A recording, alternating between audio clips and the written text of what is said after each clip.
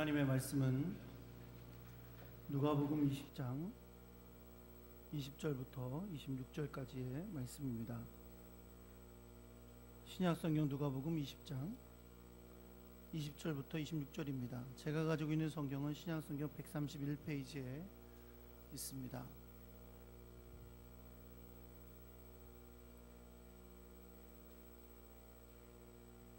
제가 한 절 읽고 여러분 한 절 읽고 함께 교독합니다. 누가복음 20장 20절입니다. 이에 그들이 엿보다가 예수를 총독의 다스림과 권세 아래에 넘기려 하여 정탐들을 보내어 그들로 스스로 의인인 채 하며 예수의 말을 책잡게 하니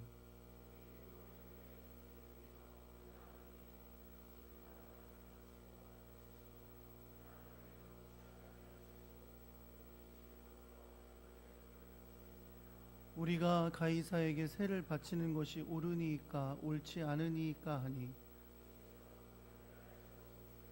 데나리온 하나를 내게 보이라. 누구의 형상과 글이 여기 있느냐? 대답하되 가이사의 것이니이다.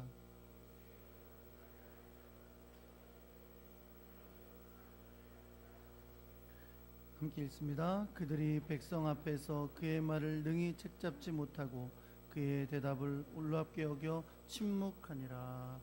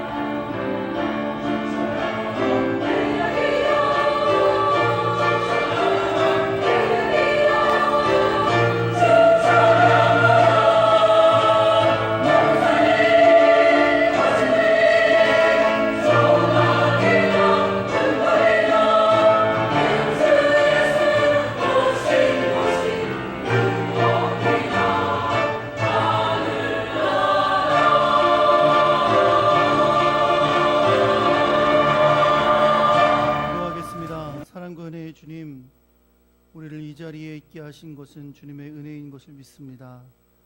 오늘도 주님 앞에 나와 예배하면서 귀하고 복된 주의 백성들이 마음을 다하여 예물을 준비하여 드렸습니다. 주님께서 그 손길들을 기억해 주시고 세상이 줄 수 없는 하나님의 놀라운 은혜와 평강으로 갚아 주옵소서. 저들이 행하는 모든 일에 주님의 뜻이 이루어지는 역사가 있게 해주시고 어렵고 힘들 때에 위로해 주시고 용기 주시고 지혜 주셔서 승리케 하시며 저들이 행하는 모든 일 가운데 주님의 뜻이 이루어지는 복된 일이 있게 하여 주옵소서. 주님 앞에 드려진 이 예물 오로지 하나님의 영광과 뜻을 따라 주님의 영광을 위하여만 사용될 수 있도록 주님 역사하여 주옵소서. 이 시간에도 주님의 말씀을 듣습니다. 하나님의 귀하고 놀라운 뜻을 깨달을 수 있도록 지혜를 덧입혀 주시고 성령님 역사하셔서 우리에게 감동하여 주시며 순종의 마음 허락하사 주의 뜻을 따라 우리의 인생의 길 걸어가게 하여 주옵소서. 귀한 은혜 감사하며 우리 주 예수 그리스도의 이름으로 기도합니다. 아멘. 할렐루야. 옆에 계신 분들하고 인사하겠습니다. 잘 오셨습니다. 사랑합니다.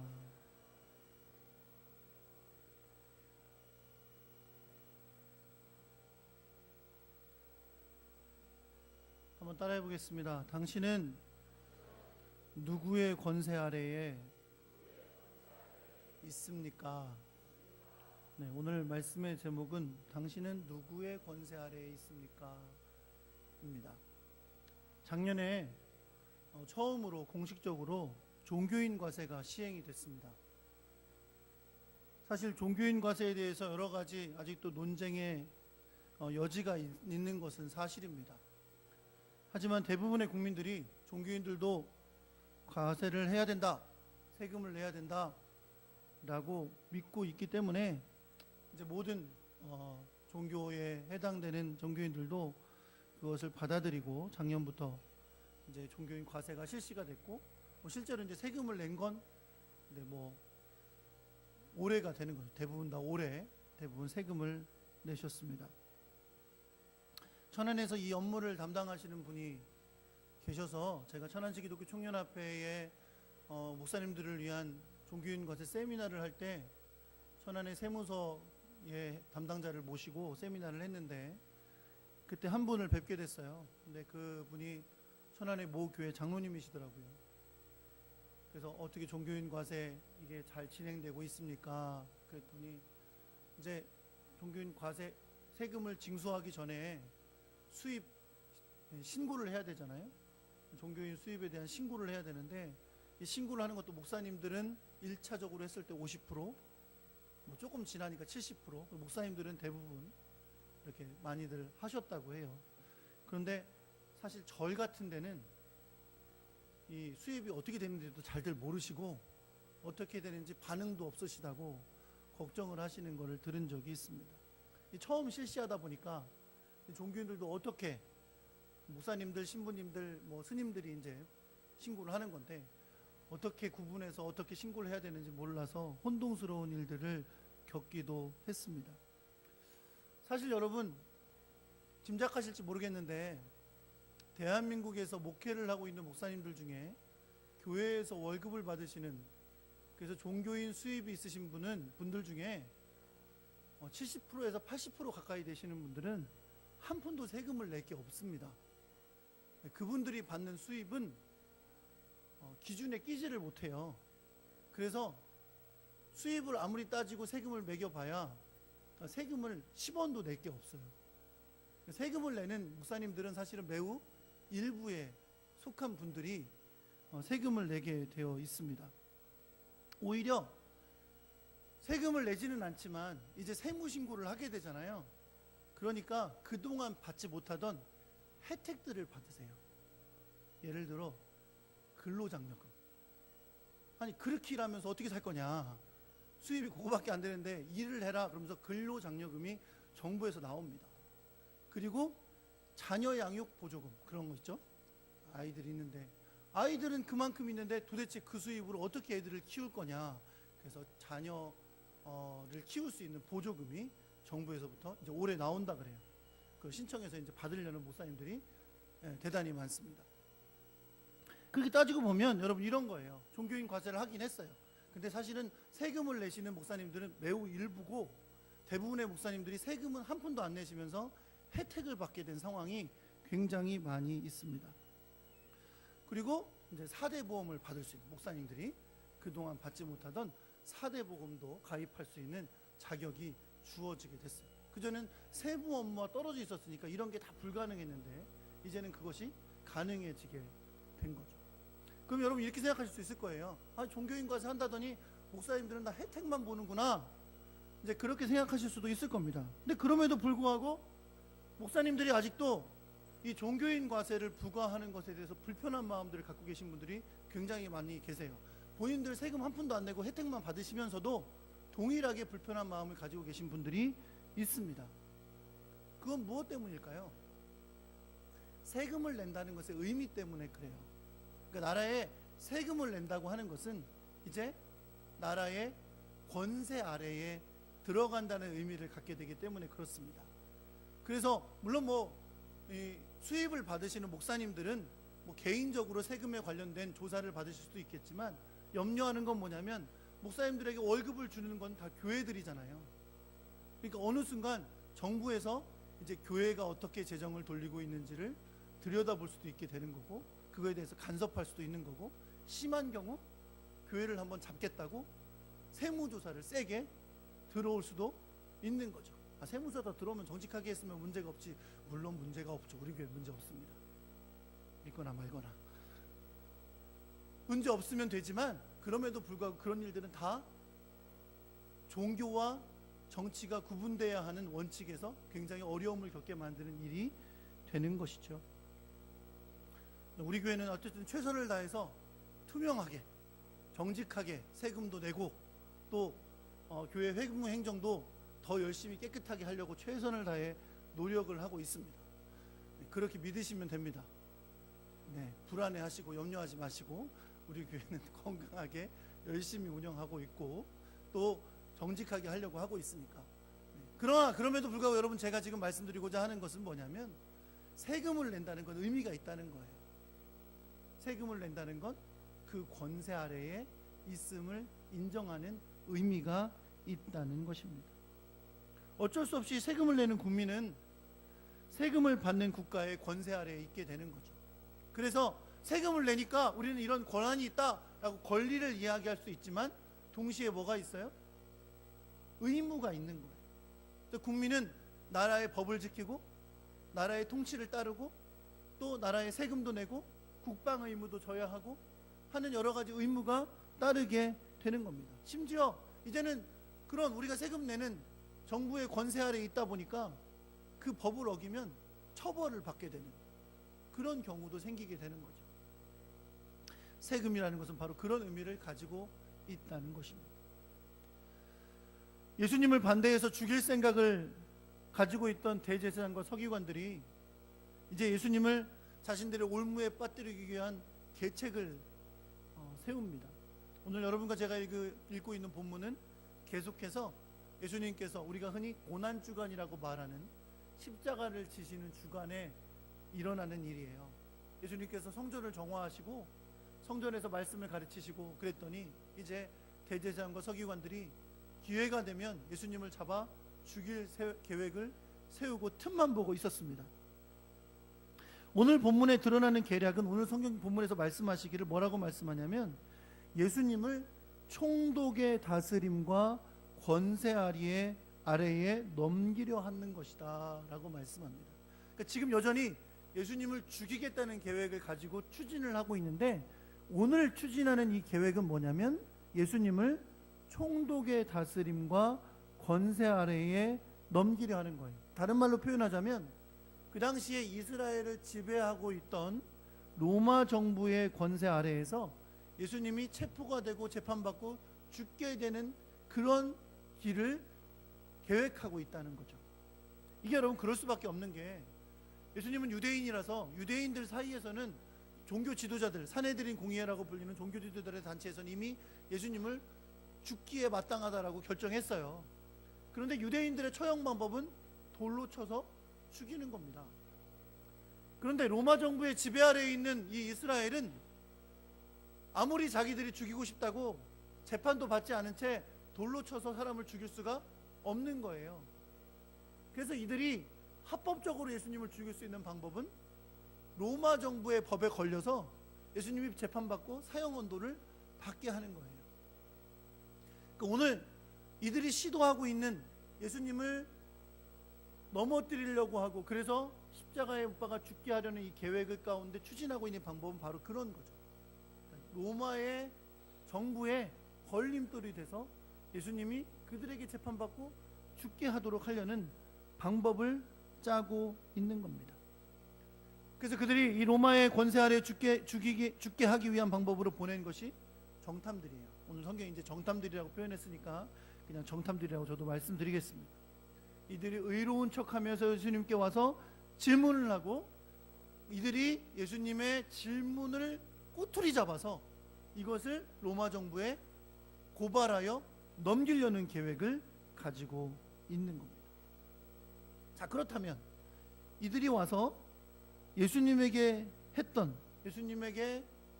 걸려 넘어지게 하기 위해서 했던 질문은 과연 무엇일까요? 여러분, 마태복음과 마가복음에도 오늘 여러분과 제가 읽은 본문의 이야기가 나옵니다. 그런데 마태복음과 마가복음에는 예수님에게 와서 질문을 했던 사람들을 명확하게 표현을 해요. 그들은 누구라고 말하냐면 헤롯 당과 바리새인들이다 라고 가르쳐 줍니다. 이 헤롯 당과 바리새인은요, 원래 여러분 사이가 좋은 사이가 아니에요. 헤롯 당은 헤롯 왕의 지지자들입니다. 헤롯 왕의 지지자들이란 얘기는 사실은 친로마적인 사람들이라는 뜻이에요. 로마하고 가깝게 지내고 로마 정부와 좋은 관계를 유지하는 사람들이라는 거죠. 그러나 바리새인들은 다릅니다. 바리새인들은 철저히 율법주의자들이고요. 바리새인들의 특징은 비록 우리가 로마 정부의 지배를 받고 있지만 우리는 하나님이 택하신 백성들이기 때문에 하나님 나라에 속한 사람들이지 너희의 지배를 받는 사람들이 아니다 라고 하면서 비록 열심당처럼 막 과격하게 저항하지는 않지만 로마 정부에 대해서 긍정적으로 대하는 사람들이 전혀 아니었습니다. 그러다 보니 헤롯 당과 바리새인들은 서로 좋은 사이가 될 수가 없는 거죠. 아니, 그런데 왜 오늘 본문에서 예수님에게 질문을 통해 꼬투리를 잡으려던 이들이 두 사람들이 같이 왔냐는 거죠. 헤롯 당과 바리새인들이 그날만큼은 공조하여 오게 된 거예요. 왜 그럴까요? 이 사람들이 다 동일한 목적을 갖고 있었기 때문이에요. 그 목적은 뭘까요? 예수님을 죽이겠다는 동일한 목적을 갖고 온 것입니다. 원래 여러분 성경에 보면 예수님을 십자가에 못 박도록 처형에 언도했던 빌라도와 헤롯은 사이가 안 좋은 사이였어요. 그런데 성경에 보니까 예수님을 재판하는 그때, 예수님이 십자가에 못 박혀 죽이도록 내어주는 그때는 이 두 사람이 친구가 되었다라고 성경이 말하고 있습니다. 왜요? 목적이 같았으니까. 예수님을 죽이려는 목적이 같았기 때문에 그날 그들이 친구가 되었던 것을 볼 수 있습니다. 오늘 본문에도 이 헤롯 당과 바리새인들이 그렇게 공조가 되어서 예수님에게 나와 질문을 던지는 것을 볼 수 있어요.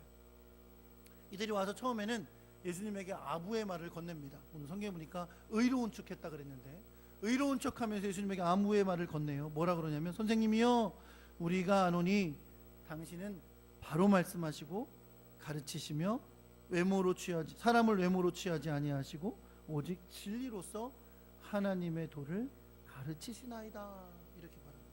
참 주옥같이 좋은 말이에요. 그렇죠? 예수님, 당신은 바로 말씀하시는 분이시고 바로 가르치시는 분이시고 사람을 외모로 취하지 않는 분이시고 오직 진리로 하나님의 도를 가르치시는 분입니다. 좋은 말은 갖다가 다 갖다 붙였어요. 이렇게 좋은 말을 할 거면 예수님을 그리스도로 믿어야죠. 예수님을 하나님의 아들로 믿어야죠. 믿는 사람들이 아닙니다. 이미 이들은 예수님을 부를 때 주님이라고 부르지도 않고 뭐라고 불렀어요? 선생님이요 라고 부릅니다. 그저 이들은 예수님을 하나의 선생님, 랍비 중에 하나로 여기고 있는 것을 볼 수 있는 거죠.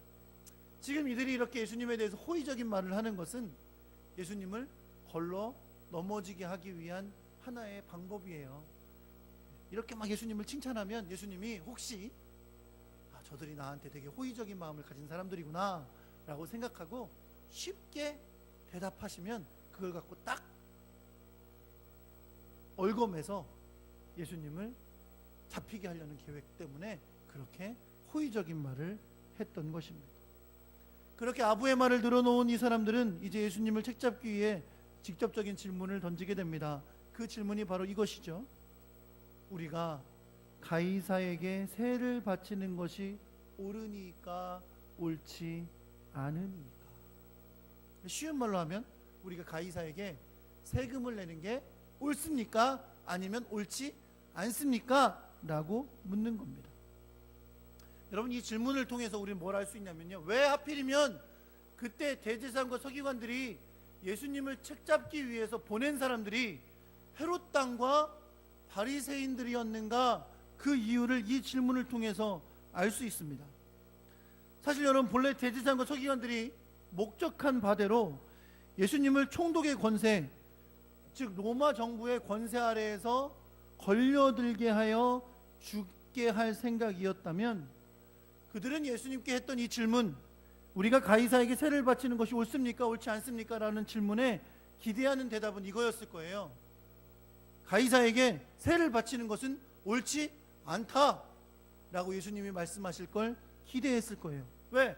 그러면 거기에 와 있는 친로마적인 사람들인 헤롯 당이 예수님이 그렇게 말한 것을 헤롯 왕이나 로마 정부에 신고를 해서 예수님이 수많은 사람들을, 수많은 유대인들을 이끌고 다니는 지도자인데 그가 사람들에게 가이사에게 세를 바치지 말라고 가르친다 라고 말해서 마치 쿠데타를 꿈꾸는 사람처럼 여겨 로마 정부에 체포되도록 할 수가 있었던 것이죠. 여러분, 이 본문에서 말하는 로마 정부가 부과하는 세금은 사실은 세 가지 종류가 있어요. 그 당시에 로마 정부는 사람들이 농사를 지을 때 혹은 가축을 먹이며 지낼 때 그것 가운데 일부를 받는 지세라고 하는 세금이 있었고요. 두 번째는 여러 가지 일로 화폐를 버는 사람들이 그것의 1000분의 1을 1년에 한 번씩 내는 소득세가 있었습니다. 근데 사실 여러분, 이런 것은 큰 것은 아니었어요. 그리고 그 전에 유대인들 사이에서도 율법을 따라서 세금을 내고 11조를 내고 했었기 때문에 이건 큰 문제가 되지 않았었어요. 그런데 유대인들이 로마 정부에게 거부감을 가지고 대하는 세금이 세 번째 세금인데, 이것이 바로 인두세라는 세금입니다. 남자든 여자든 다 내는 세금이에요. 사람의 인두세니까 사람의 숫자마다 따라 내는 세금입니다. 남자들은 14세에서 65세, 여자들은 12세에서 65세까지의 모든 사람들에게 인두세를 내도록 했어요. 인두세를 얼마씩 내느냐? 1년에 1데나리온씩 내게 되어 있습니다. 그러면 데나리온은 성인 남자 한 명이 하루에 일하고 밟는 품삯 정도예요. 지금 생각해보면 그 금액도 적지는 않을 겁니다. 그래서 세금을 내는 게 기분 좋지는 않았겠죠. 그러나 유대인들이 이 인두세를 내는 걸 불편해했던 것은 단지 그 금액 때문이 아니었어요. 이것이 바로 로마 정부에 우리가 속했다, 그 권세 아래에 있다는 것을 뜻하는 것이었기 때문입니다. 그렇죠. 사람 머리마다 다 해서 세금을 걷어 로마 정부에 올려주는 거니까 이것은 다 뭐를 의미해요? 이 세금을 낸 너희들은 다 로마 정부의 권세 아래에 있는 자들이다 라는 걸 뜻한다는 거죠. 나중에 성경에 또 나오겠지만 이 데나리온에는 그 당시 세계를 지배하던 로마 황제의 얼굴이, 형상이 그려져 있었습니다. 예수님이 거기에 뭐라고 적혀 있었냐 물으시잖아요. 그리고 그 황제를 찬양하는 내용이 글로 적혀 있었어요. 반대면에는 로마의 사람들이 믿고 있는 여러 가지 신화들 가운데 나오는 동물이나 인물들의 얼굴들이 다양하게 그려져 있었습니다. 유대인들은 여러분 십계명을 믿는 사람들이잖아요. 그렇죠? 그리고 첫 번째 계명이 뭐예요? 나 외에 다른 신을 내게 두지 말라고 하시면서 하나님께서 어떤 형상도 만들지 말라고 말씀하셨어요. 그래서 그 말씀을 따라 유대인들은 이 형상이 그려 있고 신화에 나오는 동물이나 인물이 그려 있는 이 데나리온을 로마 정부에 속한 한 사람으로서 인두세로 내는 것을 유쾌하게 여기지 않았어요. 아주 기분 나쁜 일로 여겼다는 거죠. 그렇기 때문에 예수님이 유대인들에게 지금 말씀하시면서 유대인들에게 가이사에게 세금을 내는 것은 옳지 않다라고 말한다면 유대인들 귀에는 듣기 좋을 이야기예요.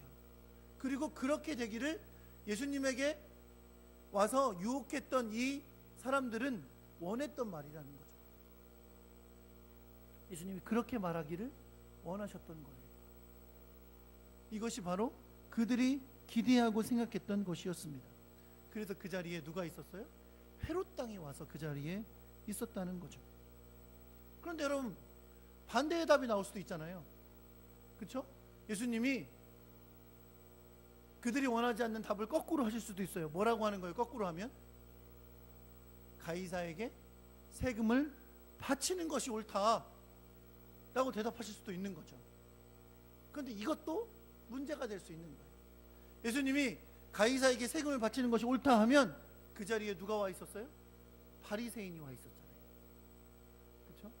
바리새인은 철저한 유대주의자고 율법주의자입니다. 그들은 로마 정부에 인두세를 내는 건 누구보다 불편해하는 사람들이었어요.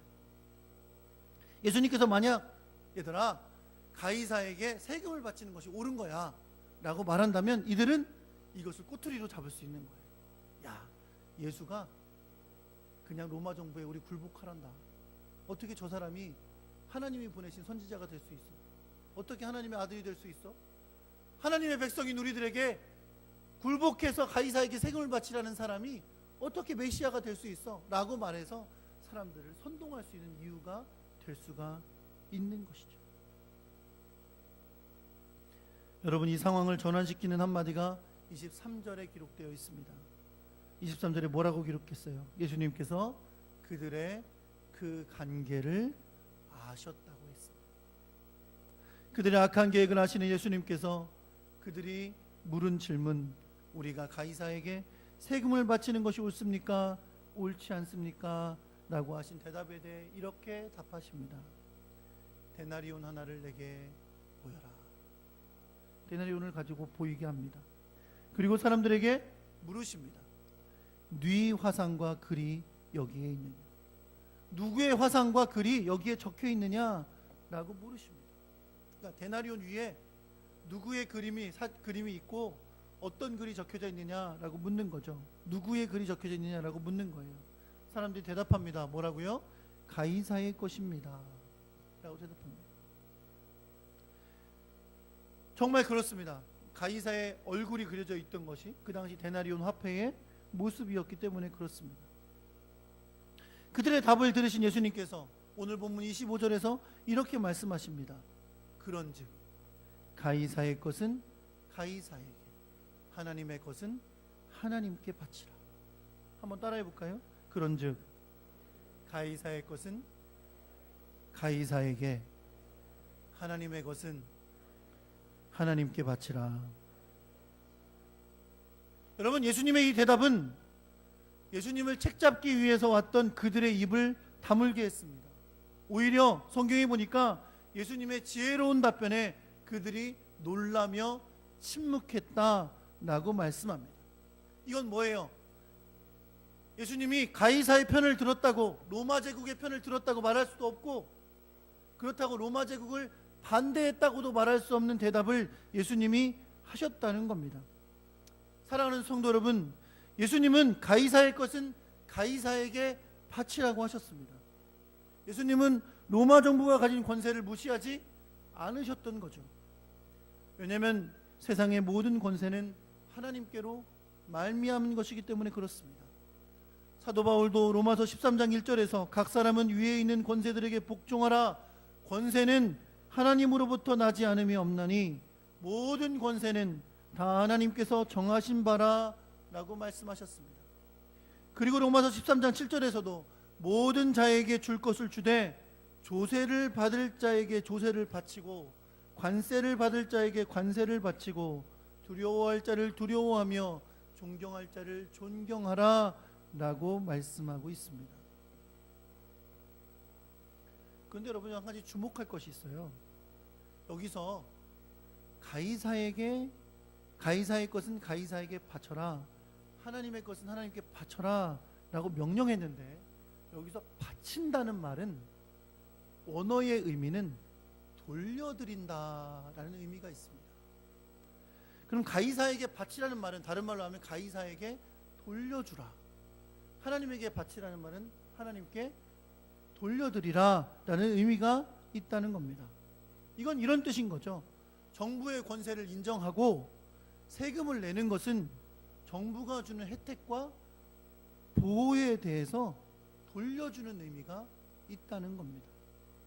그렇기 때문에 우리는 가이사의 것은 가이사에게 돌려주고 하나님의 것은 하나님께로 돌려드리라 라고 번역할 때 우리가 가이사의 것은 가이사에게 돌려주라는 것을 정부의 권세에 복종하고 당연히 감당해야 될 의무를 하라고 명령하는 것으로 들어야 하는 것처럼 동시에 하나님의 것을 하나님께로 돌려드리라 라고 하는 이 주님의 명령의 말씀을 잊지 않고 돌아보아야 될 줄 믿습니다. 당시 가이사의 권세에 속한 자들로서 그들이 가이사에게 세금을 통해 그들의 통치와 보호에 대한 것을 돌려주듯이 우리는 하나님께 우리에게 주신 것을 주님의 권세에 속했다는 걸 고백하며 돌려드릴 수 있어야 된다는 겁니다. 여러분, 우리는 대한민국의 국민입니다. 그렇죠? 네. 아수만 빼고 다 우린 대한민국의 국민이에요. 네. 대한민국의 국민입니다. 그렇다면 우리는 대한민국 정부의 권세 아래에 있는 겁니다.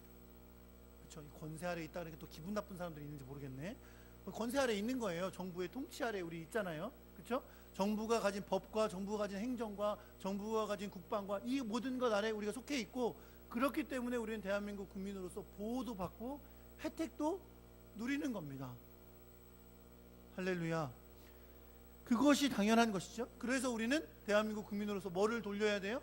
우리의 세금을 돌려줘야 되는 거죠. 정부에게 세금을 내는 것은 바로 그런 의미가 있다는 겁니다. 그렇다면 하나님의 것을 하나님께 돌려드린다, 이건 어떤 의미일까요? 여러분, 이 세상 모든 만물이 하나님의 것인 것을 믿으십니까? 우리도 하나님이 창조하신 피조물인 것을 믿으십니까? 그렇다면 우리의 생명도, 우리의 건강도, 우리의 물질도 다 하나님의 겁니다. 하나님의 것에서 온 것입니다. 더군다나 우리가 예수 그리스도의 십자가와 부활의 은혜로 말미암아 구원받아 하나님의 백성이 되었다면, 하나님 나라의 백성이 되었다면 우리는 우리의 생명이 하나님의 것임을 고백해야 될 줄 믿습니다. 여러분, 이 의미는 분명합니다. 내 생명도 다 주님의 것이고 주님의 권세 아래에 있다는 것입니다. 그래서 우리 예수 그리스도를 뭐라고 불러요? 주님이라고 부르는 거죠. 한번 따라해 보세요. 예수 그리스도는 나의 주님이십니다. 여러분, 잊지 마십시오. 초대교회 수많은 성도들이 예수 그리스도를 나의 주님이라고 고백했던 그 고백 때문에 사자에 물려 죽었고 불에 타 죽었습니다. 지난번에도 말씀드린 것처럼 제가 스코틀랜드에 가서 본 게 있다고 그랬잖아요. 똑같은 이름을 가진 두 여인이 바다에서 밀물이 들어올 때 수장이 되어 죽었는데, 이들의 순교의 이유는 단 한 가지였어요. 교회의 머리는 예수 그리스도다 라는 걸 끝까지 지킨 거예요. 한마디만 하면 살 수 있었어요. 교회의 머리는 왕이다 라고 말하면 살 수 있었어요. 그러나 그 한마디를 하지 않고 교회의 머리는 예수 그리스도이십니다 라는 걸 고백하다가 수장되어 순교했습니다. 여러분도 여러분과 제가 입술로만 예수 그리스도는 나의 주님이십니다 라고 고백하는 것이 아니라, 우리가 예수 그리스도를 나라의 주님이라 고백하는 그분의 권세 아래에 있는, 하나님 나라의 권세 아래에 있는 하나님의 백성이라면 주님께서 우리에게 준 생명과 삶과 은혜와 모든 것들을 주님께 돌려드릴 수 있는 하나님의 사람들이 되어야 될 줄 믿으시기 바랍니다. 하나님께 돌려드린다는 게 뭐예요? 모든 것을 다 주님의 영광을 위해 하는 겁니다. 살아도 주를 위해 살고, 죽어도 주를 위해 죽고, 먹든지 마시든지 무엇을 하든지 다 하나님의 영광을 위하여 하는 것입니다. 그것이 우리에게 물질도 주시고 시간도 주시고 육체도 주신 하나님의 권세 아래, 하나님 나라의 권세 아래 우리가 그 권세에 복종하며 내어 드리는 것입니다. 의무를 다하지 않는 국민은 국가의 권세를 인정하지 않는 것과 같습니다. 이와 같이 하나님께서 우리에게 주신 것들을 돌려드리려는 삶을 사는 것은 우리가 하나님 나라에 속한 주의 백성이며 예수 그리스도의 은혜 아래서 구원받은 하나님의 백성임을 고백하는 것입니다. 사랑하는 성도 여러분, 6월은 호국보훈의 달입니다. 빼앗긴 나라를 되찾기 위하여 생명을 바쳤던, 이 나라를 지키기 위하여 목숨을 버렸던 수많은 사람들이 있었기 때문에 우리는 이 나라를 되찾을 수 있었고, 이 나라를 지킬 수 있었고, 지금도 이렇게 부강하고 아름다운 나라가 될 수 있었습니다. 나라를 소중히 여기고 나라를 위한 의무를 다하는 것이 이 나라를 사랑하고 이 나라의 권세를 지키는 일입니다. 이와 같이 우리는 죄와 사망의 권세 아래서 공중 권세 잡은 사탄의 권세 아래 있었는데, 우리를 그 권세 아래서 풀어주사 하나님의 자녀로 삼아주시고 하나님 나라의 백성 되게 하기 위하여 십자가에 못 박혀 죽기까지 복종하신 예수 그리스도의 은혜로 말미암아 구원받았습니다. 하나님은 그렇게 십자가에 못 박혀 죽기까지 복종하신 예수님을 하늘에 있는 자들과 땅에 있는 자들과 땅 아래에 있는 모든 자들에게 그를 주라 고백함으로, 주라 시인함으로 하나님께 영광을 돌리게 하신 것을 여러분 믿으시기 바랍니다. 우리는 이 놀라운 하나님 나라의 권세 아래에 있는 자들입니다. 하나님 나라의 권세에 있는 자들은 오로지 하나님의 영광을 위하여 우리의 모든 것을 드리는 자들입니다. 여러분과 제가 그렇게 하나님 앞에 올려드리는, 영광을 올려드리는 하나님 나라의 권세 아래 있는 자로서의 삶을 사는 그런 주의 백성들이 될 수 있기를 우리 주 예수 그리스도의 이름으로 축원합니다.